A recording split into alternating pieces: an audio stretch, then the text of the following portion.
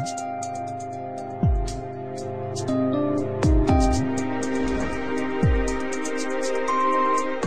afternoon. Welcome to Daily Currency Update from the Currency Desk. On the last trading session of the week, that is Friday, we saw a strong rally for the US dollar against the Indian rupee. This was mainly being backed by the fact that we had a budget which was not much expected from the markets. There was not much measures done on the austerity front nor on the reforms front. So due to this disappointment, we had a strong uptrend developing for the US dollar, and this trend continued very strongly on Friday. Again, intraday we had rumors that certain credit agencies would downgrade the outlook of the Indian economy, but none of such statements or any views came through. Due to this, we had some support for the Indian rupee compared to the other currencies. Again, today in the morning session, we had a statement from China's People's Republic Bank of China, and this Chinese central bank stated that it is going to aggressively take in liquidity from the markets so as to reduce the demand and the high inflation in the housing market. So due to this, we had a fall in the Chinese equity market in the morning session, and tracking these negative sentiments, we had fall in various risk-on assets across the Asian markets. Indian rupee also opened up slightly weaker as compared to the US dollar, and after that we had some gains intraday for the Indian rupee. But yes, all in all, Indian rupee does continue to remain weak against the US dollar. Today again, we would recommend a buy in the US dollar above 55.43 levels in the March contract for US dollar against the Indian rupee. Coming to the European front, on Friday we saw the euro weaken against the US dollar, and that too below the crucial level of 1.30. But yes, this lasted only for a very brief moment, as we had a positive outcome from the Italian bond auction.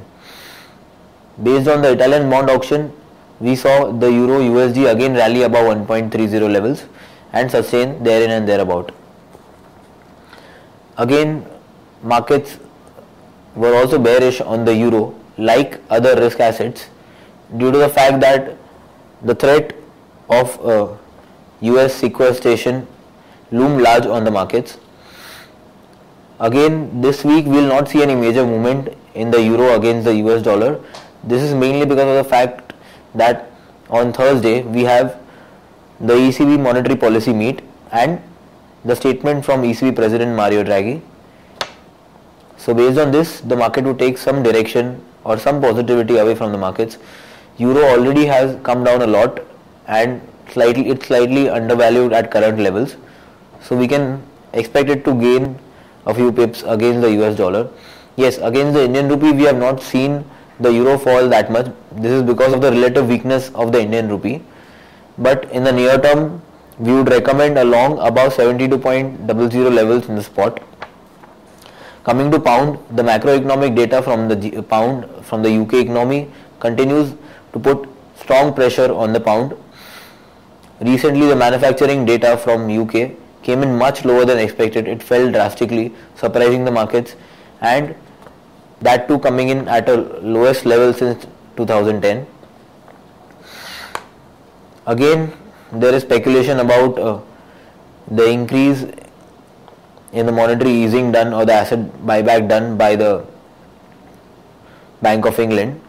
This outcome would be known quite clearly once we have the Bank of England monetary policy meet and statement, which is also along with the ECB, that is on 7th March, Thursday. So till then we could not expect any major movement in the pound.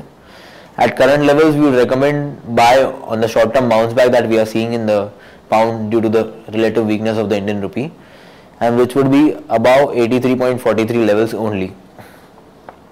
Coming to Japanese yen, the Japanese yen is falling against the Indian rupee. Currently it's relatively weak. We had a news of Kuroda and his team adopting a very inflation centric stance and using of new strategies in order to reach the inflation targets. So due to this, we had slight weakness in the yen on Friday. Again, major movement would only take place once we have the first meeting of the new governor in April. Till then, the yen is expected to remain sideways, not much depreciation, not much appreciation. Yes, in the near run, the US data and the other risk on risk off sentiments coming in from all the major markets across the globe could impact the Japanese yen. But in the near term, we are not seeing any safe haven buying in the Japanese yen. So might as well it react as a risk, higher risk asset in the near term. We would recommend a sell in the Japanese yen below 59.10, especially if the close is below that same level. Thank you.